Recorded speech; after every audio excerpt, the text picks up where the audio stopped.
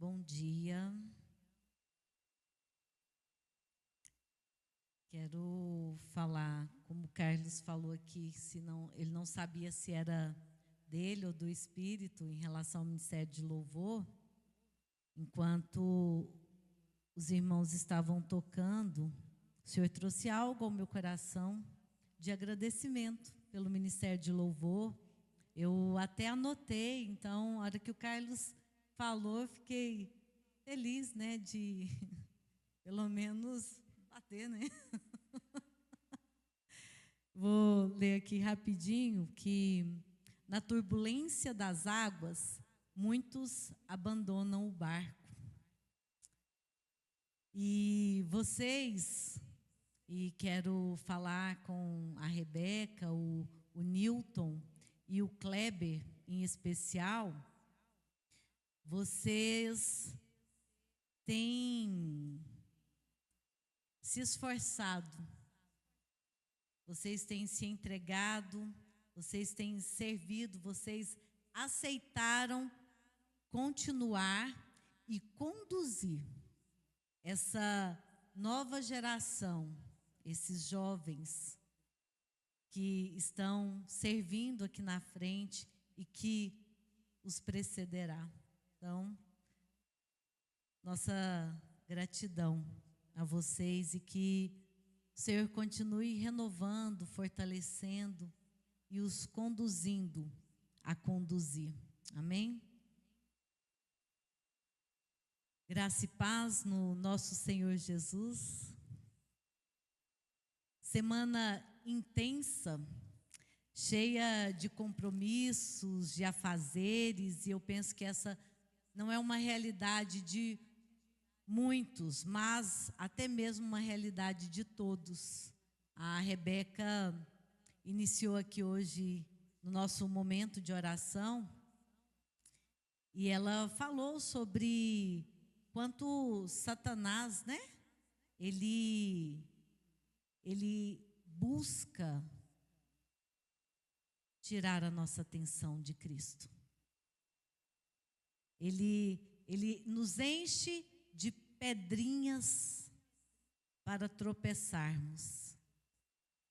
Porque a gente não tropeça num monte. A gente tropeça em pedrinhas. E essas pedrinhas, elas são para tirar o nosso ânimo, tirar a nossa alegria. Elas são para nos deixar sem desejo, abatidos, deprimidos. Esse momento aqui, quando nós nos reunimos como igreja,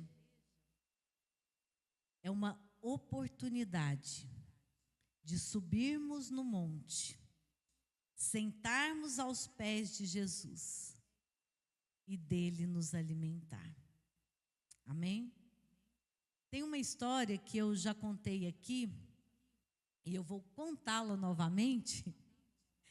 Para quem já ouviu, desde já eu peço um pouquinho de paciência, apesar que essa história, sempre que eu penso nela, ela me edifica. Que é a história da mulher em um país perseguido, que ela estava indo para uma reunião da igreja e os guardas a pararam e eles perguntaram: onde você vai? E ela contou que o irmão mais velho havia morrido e eles iam abrir o testamento e ela estava indo para saber a parte que lhe cabe. Então, o testamento essa manhã foi aberto e tem uma parte dele que nos cabe. Amém? Abram comigo em Mateus 13. Nós vamos ler dos versículos 53 ao 58.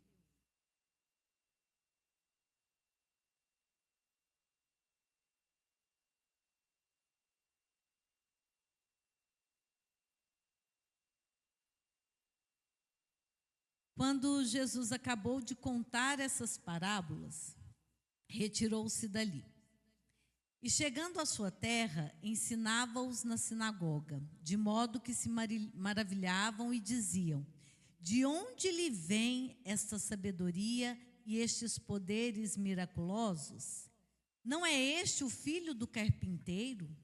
A sua mãe não se chama Maria e os seus irmãos não são Tiago, José, Simão e Judas? Todas as suas irmãs não vivem entre nós?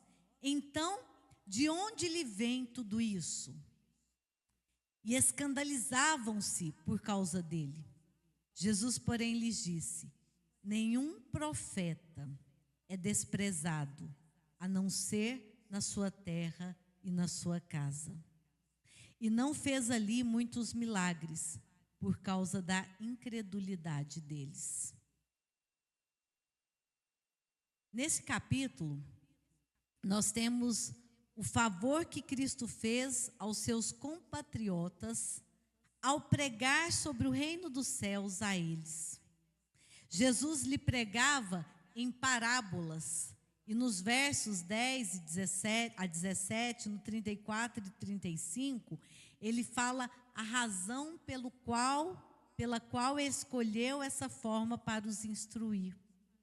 São 8 parábolas registradas nesse capítulo que visam representar o reino dos céus, a forma como plantar o evangelho no mundo e o seu crescimento. Os versículos de nossa atenção hoje retratam o desprezo com que os compatriotas de Jesus o trataram e como deixaram de ser abençoados por causa disso. Nós encontramos aqui Cristo em sua terra, o lugar onde ele viveu, onde aprendeu e exerceu a profissão que o seu pai terreno, José, o ensinou, a carpintaria. Nesses versículos fica evidente que as pessoas o conheciam. Chegando em sua terra, Jesus ministrando na sinagoga, as pessoas que ali estavam, elas ficaram maravilhadas.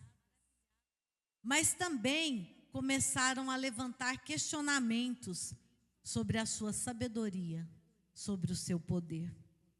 Um ponto: não o consideraram como o precioso mestre que ele realmente era.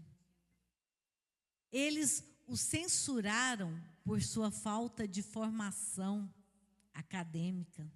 Admitiram que ele tinha sabedoria e que ele realizava grandes feitos.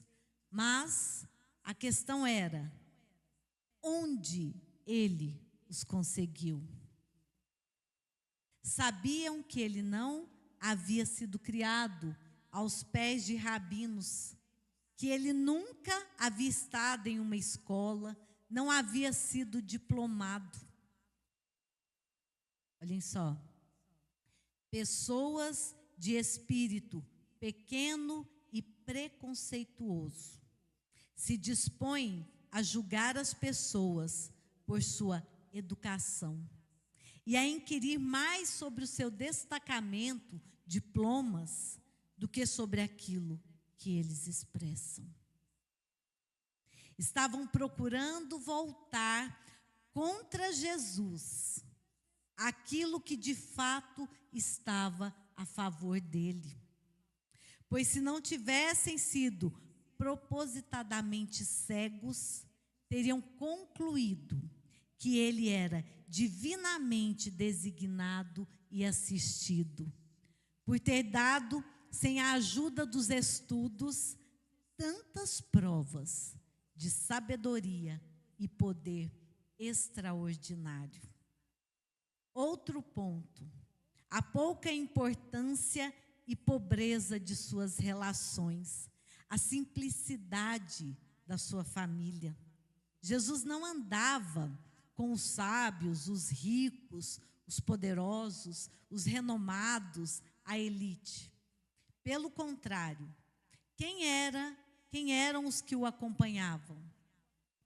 Os 12, que eram seus discípulos mais próximos, e um grande número de outros homens e mulheres de várias origens, pescadores, camponeses, admiradores, curiosos, necessitados e bem poucos da elite. Quando abordado por um que disse que iria segui-lo onde fosse, qual foi a resposta de Jesus? As raposas têm as suas tocas, e as aves do céu têm os seus ninhos, mas o Filho do Homem não tem onde reclinar a sua cabeça. Ele, naturalmente falando, não tinha nada, nem aparência ele tinha. Isaías anunciou, vamos abrir em Isaías 53.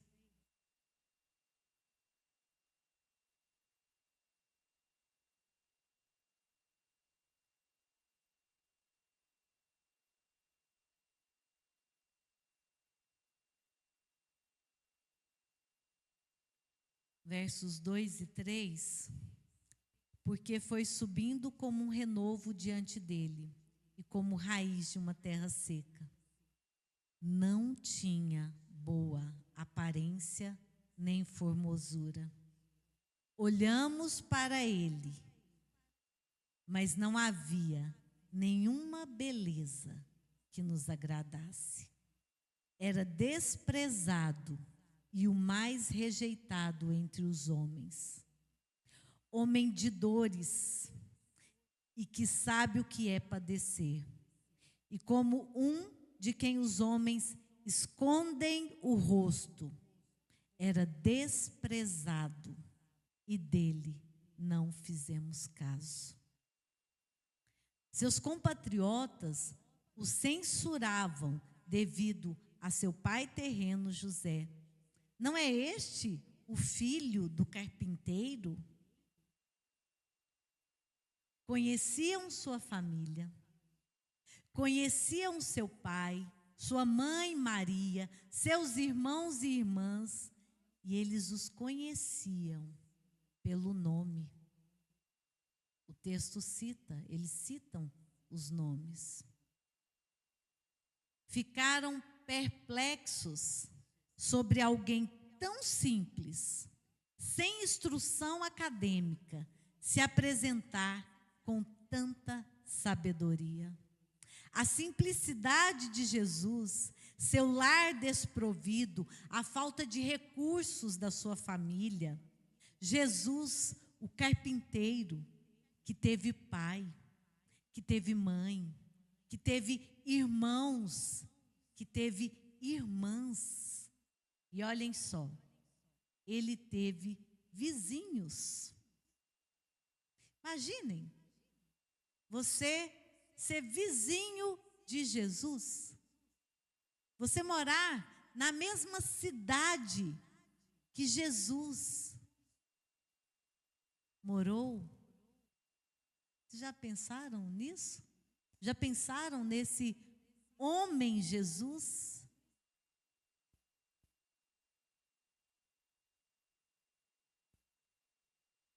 Toda a simplicidade da vida de Jesus levou homens e mulheres deixarem de ser abençoados. Quantos de nós perdemos bênçãos por preconceito?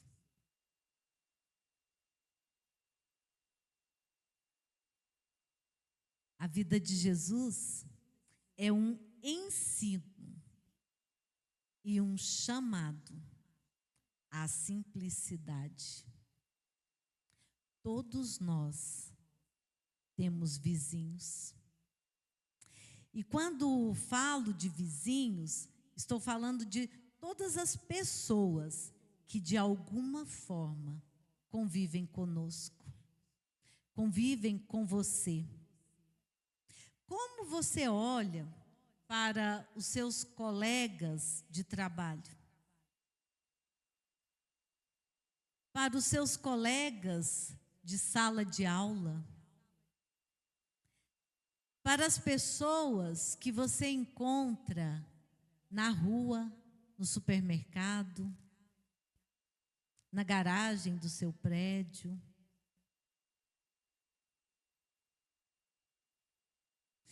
Provavelmente já aconteceu com você estar andando na rua e o Senhor mostrar uma pessoa e o seu coração se compadecer por aquela pessoa. E você começar a orar por ela, sem nem abordá-la.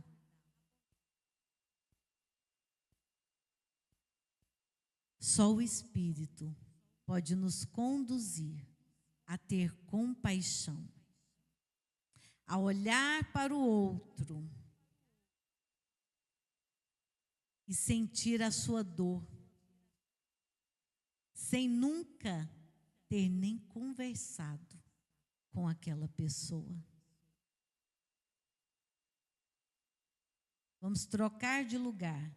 Como as pessoas que convivem com você te veem? Já teve coragem de perguntar? Porque tem que ter coragem também para ouvir. Mais do que coragem, nós precisamos ter um coração desejoso por ouvir. Porque nós temos olhos sobre nós, mas as pessoas também têm olhos sobre nós.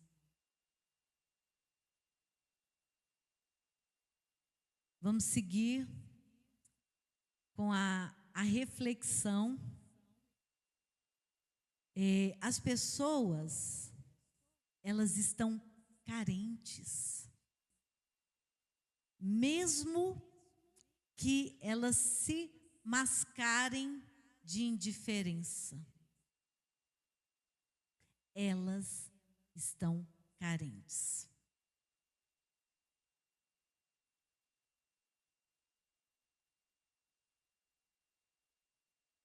Você já percebeu alguém te desprezando devido à sua condição financeira, à sua falta de status? E o contrário, já se viu desprezando pessoas com condição financeira, status inferior ao seu? Já teve pessoas que, enquanto naturalmente você estava por cima, estava junto com você, e quando você quebrou, deu um jeito de sumir? Nós somos seres humanos, descendentes do Adão caído. Podemos até disfarçar, mas somos podres, irmãos. Nossa carne fede. Ela exala um mau cheiro que atrai demônios. Quando está em um local e uma pessoa mal trajada, com um cheirinho desagradável, um vocabulário não condizente com o seu, se aproxima, qual é a sua tendência? Ou quando está em um local e uma pessoa toda elegante, perfumada, vocabulário impecável, se aproxima, qual a sua tendência? Pois é, o mundo continua com o seu trajeto de pessoas desprezando pessoas. Olhemos para a história. O dono de tudo, o Criador do mundo, ele não só se fez carne e habitou entre nós. Essa sujeição, ela não foi simples. Vou fazer uma analogia pobre, mas eu vou fazer assim mesmo.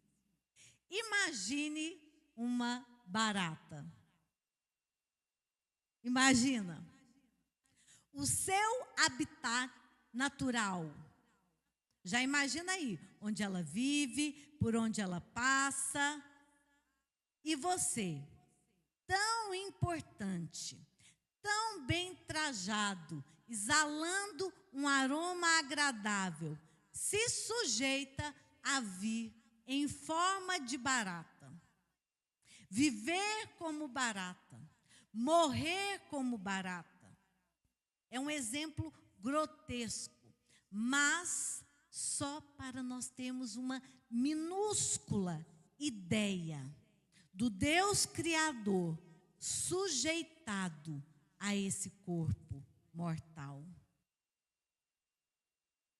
Se sujeitou a um ventre materno, a um nascimento de parto natural. Se sujeitou a ser um recém-nascido, amamentar do leite materno. Engatinhou, aprendeu a andar, aprendeu a falar, aprendeu a comer.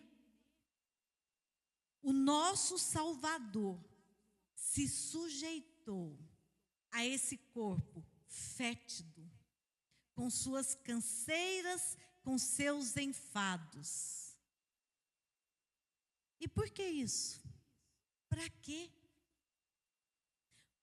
Um anjo do Senhor apareceu a José, o carpinteiro, que aqueles homens desprezaram. O anjo do Senhor apareceu a ele quando esse soube que sua noiva Maria estava grávida. E não era dele. E o anjo apareceu para acalmá-lo, dizendo para que não temesse recebê-la como sua mulher, pois o que estava nela estava sendo gerado, foi gerado, era do Espírito. A Bíblia, ela é um escândalo para o nosso entendimento. Naturalmente, não conseguimos assimilar toda essa maravilha que é Deus e o seu propósito. As pessoas de sua terra o conheciam, o rejeitaram. E isso tem muito a ver conosco. Reflete muito sobre nós, sobre como desprezamos e até desonramos aqueles aos quais conhecemos, aos quais se dão a conhecer. Nossa tendência natural é admirar pessoas que muitas vezes não conhecemos. E as redes sociais têm contribuído muito com isso, formando pessoas cada vez mais desinteressadas umas nas outras. Nas redes sociais, temos a ilusão de interação, de que somos amigos daqueles que estão do outro lado da tela. Que ilusão! Que ilusão! Tem um livro que eu li há alguns anos, chama Fahrenheit 451. Alguém já ouviu falar? Alguém conhece? Não? Ninguém? Sim? A primeira edição desse livro foi em 19 de outubro de 1953. Qual que é a data de hoje? 19 de outubro de 2025. Esse livro tem exatamente 72 anos. ele é um romance distópico de ficção científica sobre uma sociedade futurista onde os livros são proibidos e bombeiros queimam livros em vez de apagar incêndios. A sociedade do livro, ela é obcecada por telas e entretenimento superficial, com as pessoas vivendo em constante distração e evitando o pensamento crítico e o diálogo profundo. 72 anos atrás, o autor desse livro escreveu sobre isso. A profissão dos bombeiros, central na história, é a de queimar livros e os seus proprietários, pois eles são vistos como fontes de pensamentos confusos e perigosos. O autor desse livro não é cristão, mas ele é um profeta.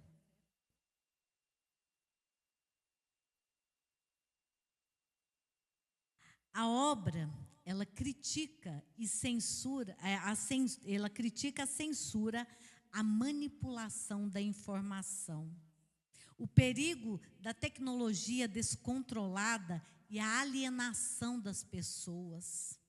É uma advertência sobre como uma sociedade complacente pode se tornar ignorante e manipulável.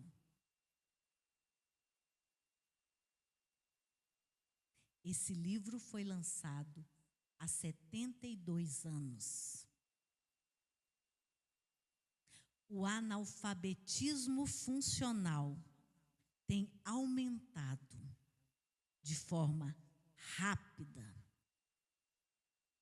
Depois vocês leiam a respeito sobre os analfabetos funcionais. Cada vez mais estamos sendo direcionados pelos valores dessa terra a fazer mais tijolos, mais afazeres, mais distrações e menos relacionamentos. Em outras décadas, nem vou falar uma década, acho que tem mais de uma década, nós íamos a consultórios médicos e haviam revistas para a gente ler. Hoje, nem revista tem mais, que ninguém pega. E provavelmente esses jovens já nem sabem mais. Os jovens eu nem vou falar, mas as nossas crianças nem sabem o que é revista. Qualquer lugar que você entra, as pessoas estão de uma mesma forma. Qual que é a forma? Cabeça baixa, coluna emborcada e o celular na frente. Pessoas cada vez mais informadas e menos formadas. Informadas superficialmente, irmãos. Sabem conversar de tudo, mas no superficial. Igual pato. Nada, voa e anda, mas tudo é mal feito. Tudo é mal feito. Nada mal. Sai do lugar fingindo que está voando e anda torto. Depois observa. Você nunca observou um pato. Ouvimos ministrações, ensinos, direções nas redes sociais e não temos a mínima ideia sobre quem é essa pessoa. Como ela trata o seu cônjuge, os seus filhos. Quais são as suas lutas? Honramos quem não conhecemos e muitas vezes acabamos desonrando aqueles que têm nos alimentado, nos dado comida na boca, tirando os nossos carrapichos e muitas vezes até se ferindo com os nossos espinhos. Infelizmente, nós pisamos os favos de mel. Desprezamos os dias em Nazaré. Quais são esses dias?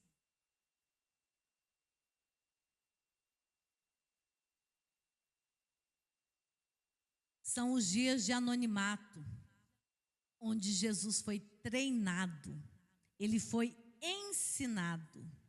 Os dias que antecederam o início do seu ministério.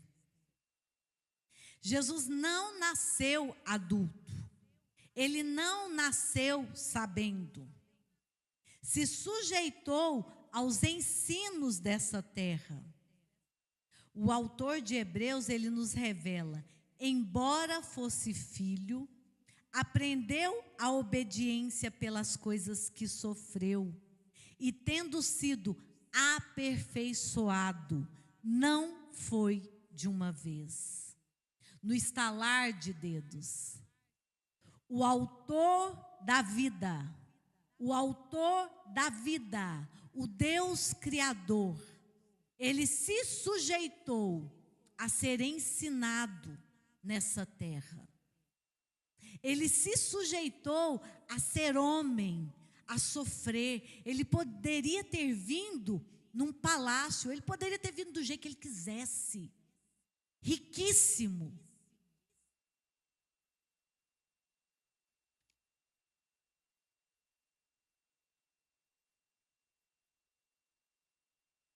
Tornou-se o autor da salvação eterna para todos os que lhe obedecem. Os dias em Nazaré são dias de treinamento, dias de anonimato. A nossa alma está sendo treinada. É no ordinário que nós aprendemos, que nós nos sujeitamos. Jesus, em seu tempo aqui na terra, falou sobre arrependimento. Arrepender é conversão, é mudança de rota, não é sentimento, é decisão. Arrependimento é um estado. Uma pessoa que vive em arrependimento é uma pessoa humilde. Ela é fácil de ser corrigida. Ela agradece a correção. Ela não se justifica. Ela pode até, a gente se embanana, a gente fica assim, mas ela para. Ela quer saber onde ela está falhando. A disciplina, a correção, ela é para os filhos amados.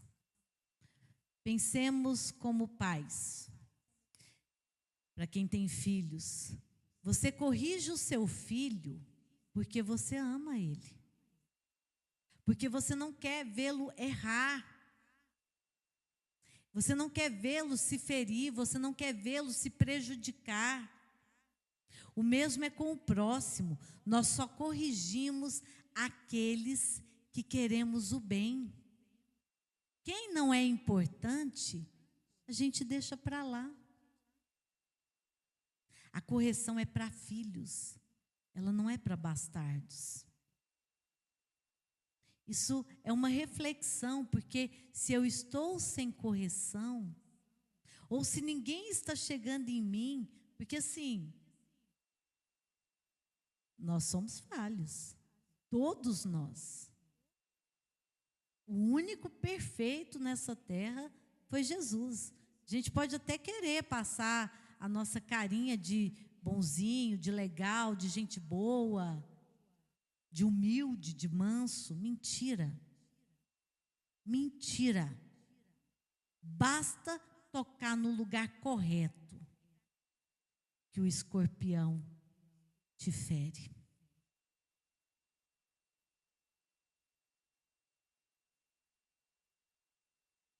Desprezaram Jesus porque ele não se encaixava nos padrões religiosos. Tantos milagres sendo feitos, tanto amor dedicado às pessoas. Tem o próximo capítulo, o capítulo 14, ele termina com todos os enfermos da região de Genezaré sendo curados por tocarem as roupas, a veste de Jesus. E aí o capítulo 15, logo em seguida, olha como que o capítulo 15 inicia. Os caras lá, os escribas, os fariseus, questionando Jesus. Por que os discípulos dele não estavam lavando a mão para comer?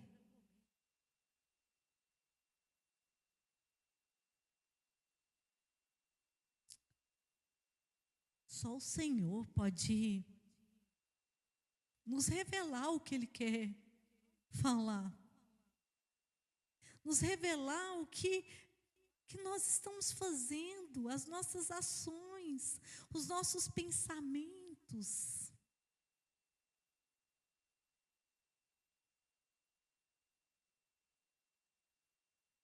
Damos nota em tudo, em todos.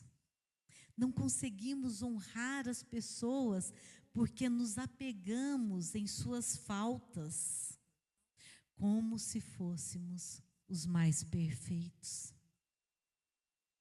Criticamos, desprezamos. O Espírito não se manifesta porque estamos cheios de nós mesmos, de nossas crenças e religiosidades. Pai, tem misericórdia de nós. Nos salva de nós mesmos. Queremos, pedimos, desejamos poder do alto sendo derramado. Por que não hoje? Por que não agora? Queremos ver curas, queremos ver milagres, as manifestações do passado sendo realizadas aqui, nessa hora, no hoje. Mas, queridos, e somos queridos sim, irmãos. Irmãos queridos. Deus tem responsabilidade. Ele não é irresponsável. O Carlos não vai entregar as chaves do carro na mão da Adassa para dirigir. Seria irresponsabilidade. Como o Senhor vai derramar o seu poder, colocá-lo nas nossas mãos? Como? Certo é que roubaremos a sua glória. Somos arrogantes. Um poderzinho que nos é dado e já nos tornamos altivos, arrogantes. A questão é, queremos subir. Mas a escada do reino dos céus é diferente. Ela é contrária à do mundo. A do mundo, você sobe. A do reino dos céus, você desce. Deus ganha perdendo. Ele desceu até nós. Foi indo para a cruz que a salvação nos encontrou. E todo o ensino de Jesus está em abrir mão de si mesmo. Pois quem quiser salvar a sua vida, a perderá. E quem perder a vida por minha causa, esse a achará. De que adianta uma pessoa ganhar o mundo inteiro e perder a sua alma? Ou que dará uma pessoa em troca de sua alma? Jesus nos chama ao arrependimento. Um coração quebrantado e contrito, o Senhor não despreza. Ele foi para a sua terra para abençoar aquelas pessoas. Ele ministrou a elas, ele queria curá-las. E o que o impediu? O preconceito, o desprezo, o julgamento deles. Ele está aqui. Ele quer nos abençoar. Ele quer nos curar. Você quer ser curado? Eu creio que o Senhor está perguntando para você nessa manhã: você quer ser curado? Eu não sei quais são as suas dores. Qual a sua doença? Se é física, se é na alma, não importa. Ele quer te curar. Você quer ser curado?